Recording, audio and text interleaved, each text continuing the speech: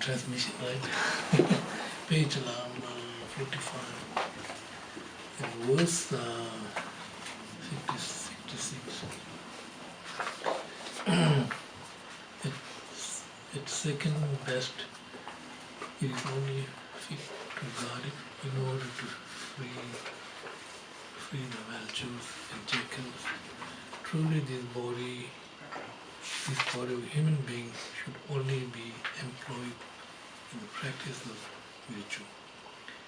Yet, should instead guard with attachment, then what will you be able to do when it is torn by the unsympathetic lord of the dead and giving to the dog and birds? If servants are not giving clothing and so forth, when they are unable to employ it, then why do you exhaust yourself looking after the flesh alone? When even though caring for the body, it moves elsewhere.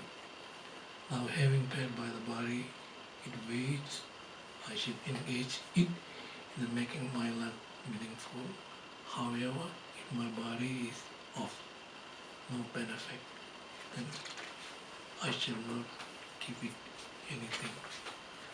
I should conceive of my body as a boat, a mere support of coming and going, and in order to benefit all others, transform it into the wish-fulfilling body. Now, while there is freedom to act, I should always present a smiling face and cease to frown and look angry. I should be friend and counsel of the world. So this here Shandita was talking about how to use our human body and human mind to the benefiting others sentient beings. So therefore it is saying that this Indian great master Chandrakirti said, if I don't grasp this opportunity when I have found freedom and conducive conditions, when I fall into the vice, it will be out of my control. How then will I be able to emerge from that situation? So he's talking about now. Actually, all teachings are same. We're talking about how to use our body and mind to benefit other sentient beings. So therefore, so first we have freedom from the whole conditions, and so we have this precious human body, and free from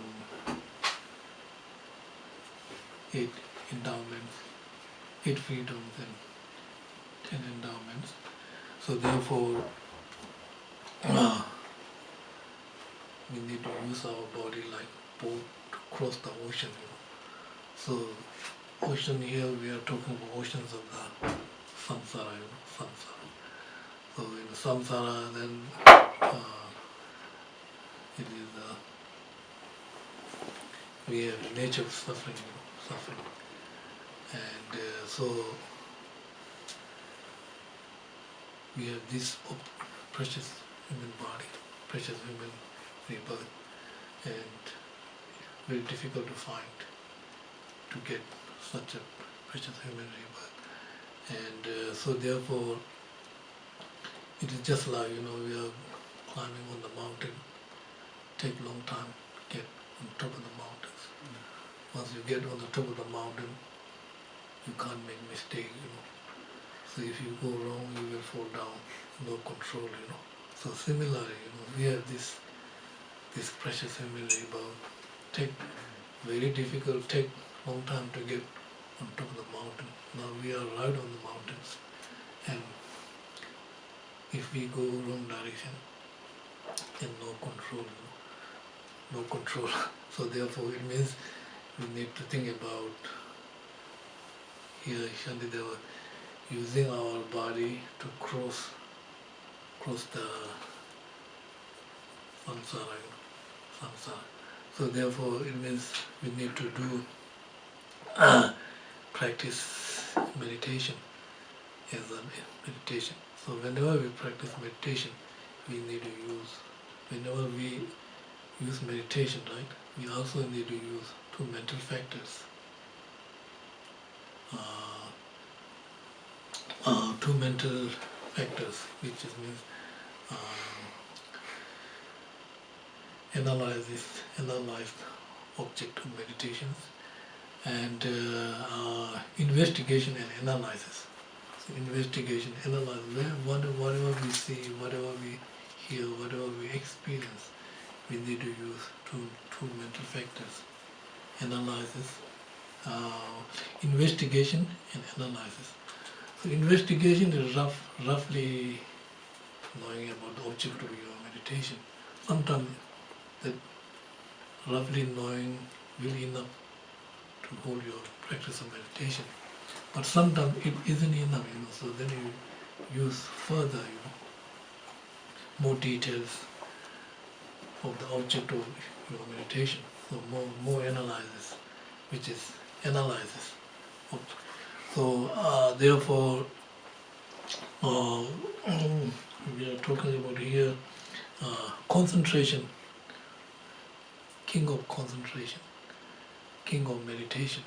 So it means controlling, difficult to control the mind, because this Vasubandhu, Indian master, gave good example of the functioning of our sensory mind. It's just like we see the long distance, we will see the lightning, but we hear the sound of thunder later. You're looking from long distance, you see the lightning, right? See lightning. But thunderstorm, sound of the thunderstorm we hear later. So this is exactly similar. When we see something,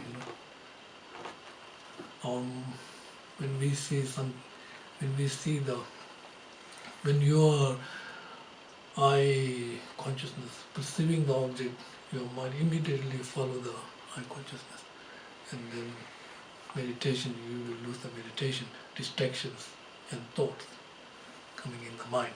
So therefore we have to make our mind like king of meditation, king of concentration.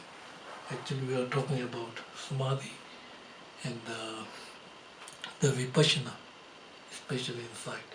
So these two are, so that means here that great Lama Tsongkhapa said in the previous stage of the path, concentration is like a king of rules the mind. When placed, it is as immovable as the lord of the mountain, king of the mountain. When released, it engages any virtuous object. It brings the great bliss of readiness of the body and mind. Realizing this, all great yogi defeat the enemy of the distraction and continually develop the practice of concentration. So here, concentration is like king of rule. And in ancient India, like many king born to many Bodhisattvas born to the king lineage. So they are very good. So when they are born to the king lineage, good for the country, good for the people, good for the minister, like that. So when you have your concentration is good, then very easy to practice, very easy to accomplish your goal of the result, just like Bodhisattva king, very good for the subject, good for the country, good for the minister. And so we have to make, in order to achieve this, we need to receive this kind of two types of, we are talking about here mental, physical bliss. We are talking about how to achieve mental bliss and physical bliss. So therefore, when we practice meditation, we have the negative energy of the mind and negative energy of the physical body. So that makes very difficult to success your practice, because our mind, we have negative energy. We could Tibetan call Neng, means negative energy of the mind, and the negative energy of our physical body makes it very difficult to accomplish your practice of the meditation. So therefore, first, very important to achieve the mental bliss. Mental, two important, mental bliss and physical bliss. So the mental bliss here means because we have our mind, body, and our mind have negative energy, which is negative energy, negative energy. So that negative energy, right? Negative energy subside by concentration or meditation. Meditation will subside or diminish your negative energy of the mind. It's just like meditation is like food of the mind. Physical, like growth food, we need to maintain our body, we need food. We need to sustain our mind, we need food, which is bliss, meditation. Meditation is our food. So therefore, our mind has negative energy. So with mind and wind go together. So that negative energy, when through your concentration, right, through your meditation, when you subside this negative energy, then eventually you will achieve bliss of the mind. The bliss of the mind is bliss of the mind. So this bliss will help you to achieve the bliss of the body, physical body. When you control your negative energy of the mind, so then your body remains certain level of bliss, stability, bliss. So that body, this energy of the body, wind, negative energy of the body go outside.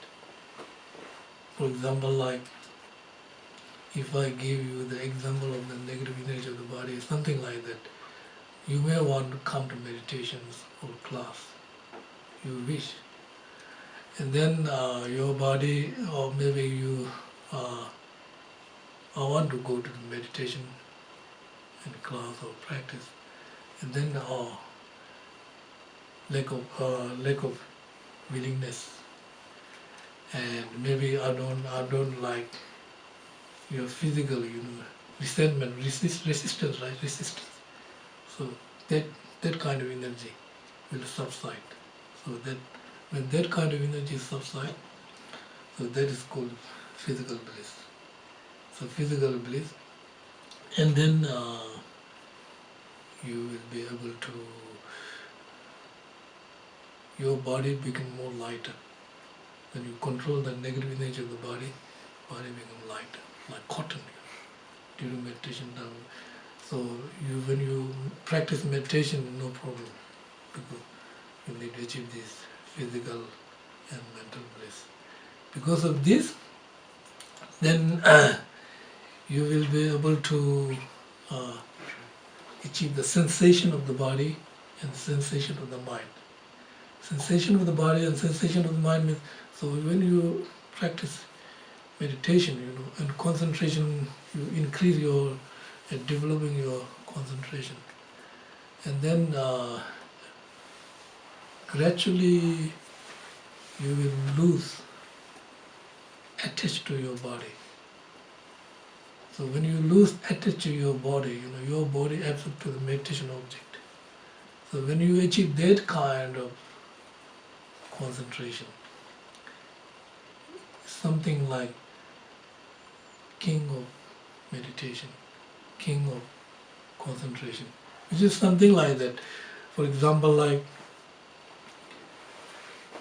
we often have this kind of excitement, like when you hear some good news, like you have joy, you have physical joy, mental joy, and you want to do something really excitement, maybe you want to stand up or you.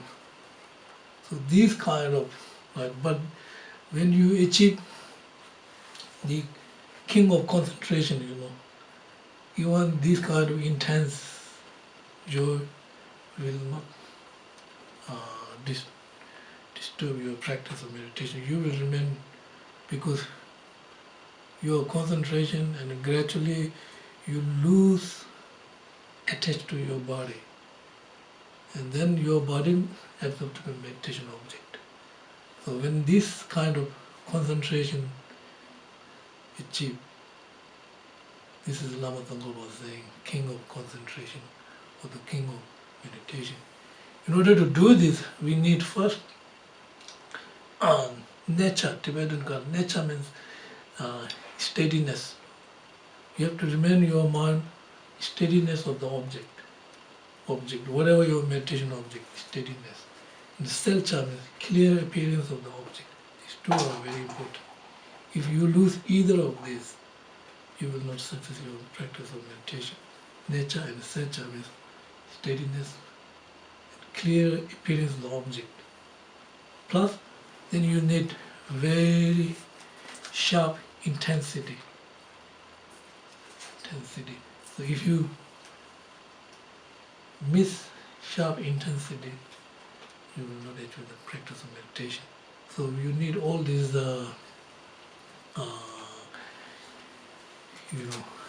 instrument during meditation time. So we need to use all this, and eventually, then this is Lama Tsongkhapa talking about king of concentration, king unmovable. Your thought will not disturb your practice during your meditation time. So because your mind close to the meditation object, and object, subject, become one, getting closer and closer. And then eventually it is natural for you. Meditation is natural because you are doing this every day, then you are very close to the meditation object. So then later it is spontaneous. You don't need any effort. Just when you talk about object, this kind of object of meditation, it will just clear up. So this kind of concentration is Lama Tsongkhapa said, king of concentration. And then it will bring great bliss of readiness, bliss of body and mind, realizing all this would great you defeat the enemy of distraction. So when we meditate, distraction, thought arise, right? Thought often, So when thought arise, then it's the kind of like sometimes it will disturb your meditation. So what we are doing is meditation time. Try to bring our mind more calm, right? More calm, more completely free from the distractions and the agitation, right? So completely. So when the mind is completely free, and then it is natural, natural.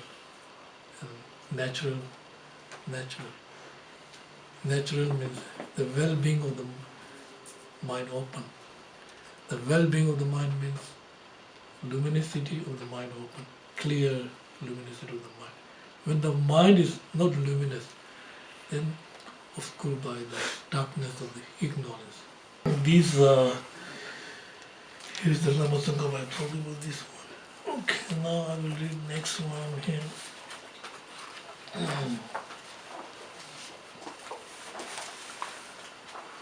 I should desire for inconsiderately and noisily moving around chairs and so forth, as well as for violently opening doors that should always delight in humility. Dogs, cats, and thieves, while moving silently and carefully accomplishing what they desire to do. A Bodhisattva too should always behave in this way. With respect, I should gradually accept unsought after words that are of benefit and that wisely advise and admonish me. At all times, I should be the pupil of everyone. I should say well said to all those who speak Dharma well, and if I see someone doing good, I should praise them and be well pleased.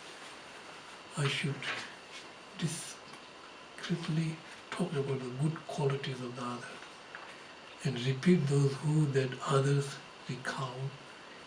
If my own good qualities are spoken about, I should just know and be aware that I have them. All deeds of the other are the source of joy that will be rare even if it could be bought with money.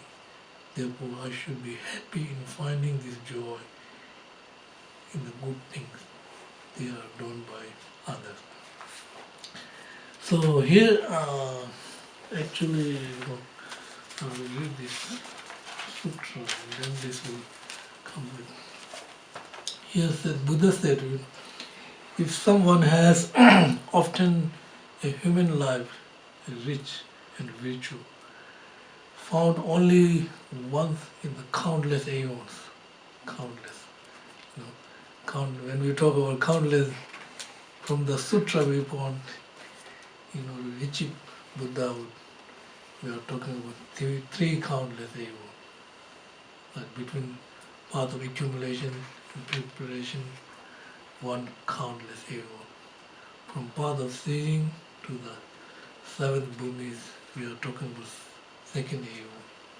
Then 8, 9, 10 bhumis, and then third aeon, and finally you become Buddha, right? This is from the sutra viewpoint.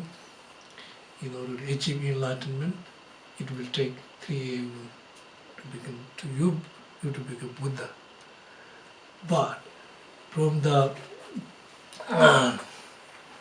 when we talk about Buddha, we always think Buddha is something there outside. Here like this. We talk about Dharmakaya, Nirmanakaya, wisdom truth body, nature truth body, complete enjoyment. We always think Buddha is something there. It's not.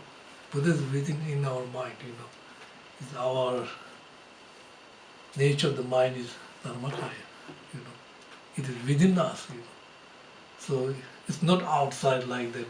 Buddha, something we are seeking Buddha, You are seeking Buddha, Seems to be like Buddha is outside. It's not within we have Dharmakaya, Dharmakaya, pristine awareness mind. This is when you see your mind clearly, then you are seeing your Buddha, Dharmakaya. So when you see the Dharmakaya, right, then remember Dharmakaya, if you see your mind, then all doesn't matter, no matter what kind of thought appears to your mind, all are the manifestation of the Dharmakaya. Dharmakaya, all the manifestation of this empty awareness mind. So no matter what thought arises, will not disturb your mind, because they are the manifestation of the mind. They are just like cloud. They are just like cloud. They are not nature in the mind. They will subside back to the sky. Thought will subside back to the mind. So when we talk about, this, remember, Many great masters said, oh, sooner or later we have to go, we have to die, everybody will die, sooner or later. You have many friends, relatives, whatever, when you're alive they will be there. But when we are gone, there are no friend, no enemy, only one friend, which is Dharmakaya. Dharmakaya is ultimate friend. It will your friend forever, It is permanent your friend. All we have to do is just receive the instructions and have to know how to see this mind, how to recognize this mind. Only way is through meditation, So meditation. So making your mind more your mind is freeing from the distractions and negative thought. So then eventually we will recognize our true nature of the mind. So within one mind, right, one thought, remember we're talking about one thought, one instant thought have three nature of the body, truth body, complete enjoyment body, and emanation body. One thought like that has present three nature of the Buddha, Dharmakaya, Sambhogakaya, and Nirmanakaya. One thought. So what happened is, so during meditation time, usually when thought arises, then we have always feeling like that thought is coming and remaining and departure. So we should stop this kind of thought coming, remaining and departure. During meditation time, as soon as thought arises, its nature is disintegrating. Not something like we are saying like this. This is kind of like gross thought, coming, remaining and departure. But as soon as thought arises, if you think about it is the nature of the mind, it is a manifestation of this clear nature of the mind. It will eventually absorb back to the mind. So when we talk about the Buddha's mind is within us, it's not like we are seeking to the outside. So Dharmakaya inside. So our nature of the mind is Dharmakaya. All we have to do is receive the instruction, receive the lineage of the blessing, and receive pointing out. This is the pointing out. This is the practice of meditation. You should do something like that. So therefore, rich individual, or here this is sutra said, but one of ignorance does not collect even a small treasure of merit in this life, then in the world of this next existence, he or she will enter the house of inexhaustible misery. He or she is like, so then if we lose this precious, which is very difficult to find, right? If we lose this, then we are just like merchant who went to the island of the jewel and coming back empty hand, nothing. You went to the place where there are so many jewels, but you come back empty handed, so no jewels. So which is something Buddha said, he or she is like merchant who travels to the land of the jewels, but return to his home empty handed. So if you're thinking you're a practitioner or whatever, but believe that any religious, then you have to be practice. Try to experience your daily practice in meditation. Not saying when we practice should be good quality. Whatever you practice, helping people, then you can do whatever you can. You don't have to be. We're talking about whatever you see something, people who are very desperate, then you really want to do something to help. So that means if you don't follow the path of the 10 virtuous actions, so this precious human rebirth, to achieve this precious human rebirth, we have to practice 10 virtuous actions. How can we? Very difficult, You just, if I look myself, I know what am I doing, Speech, body, speech, mind, You know, 3 from my body, 4 from my speech, 3 from my mind. If I look am I practicing these 10 virtuous actions? In order to achieve this precious human rebirth, we have to practice. So we've been practicing 10 virtuous actions in the past life. We have this precious human body. Now, and you will not obtain such life again if you don't obtain human life, very difficult. Right? We can say, even human life, very difficult to meet the Dharma. Very difficult to, this is a Chantakit, they say, we have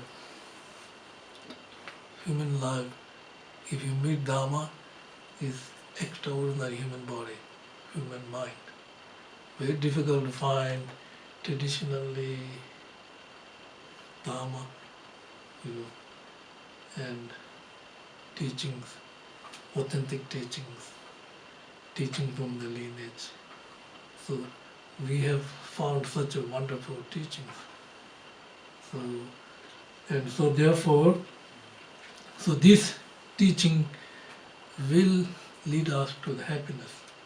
So if you practice Dharma, then you have happiness. This life you are happy, next life happy, you are much happier, practicing. This is a sign of Dharma, You're getting much happier, and you have this life you have happiness, next life no fortune.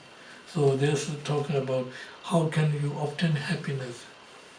Only be suffering if you don't have this human. And there is no deception that suppress that. There is no foolishness greater than that, So if we lose this human body and mind, not practicing Dharma, then we lose. We are just like foolish men, Foolish men he may holding his hand precious jewel, he may put in the garbage, throw in the garbage. Will not. What's the point? He is holding such precious jewel in his hand and put in the garbage. This will lose best opportunity for him to overcome from poverty, and because he's so poor. But he found one precious jewel in his hand, and then he put in the garbage. Will not help him to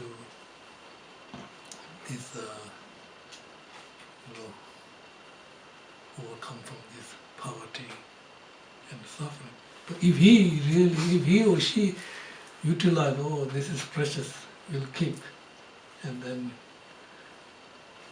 will not lose, precious. I can't lose this because this is very precious, and he will put in this safe place. Before thief comes, he will use it. I have to use this before thief. Still this precious. So this is the Shanti they were talking about how to use our precious human rebirth in order to practice Dharma meditations. Dharma meditation means to clean our negative mind, clean the energy of the negative mind. So this is like the precious human rebirth. Like in Tibet there are many big rivers in the western Tibet. Rivers are very clean. There are many fishing. Some Tibetans are fishing in the river. Very clean and lots of fish. there's one fisherman, he will never caught any fish, no matter how hard he try, he will never catch the fish. But one time he lucky catch one fish, so he gave one fish. And he never tasted fish before, so it's only one opportunity, so he catch the fish and he cooked the fish. And he was eating, and it's very delicious. And he was eating until his stomach became full, and nearly vomiting, And then he tried to,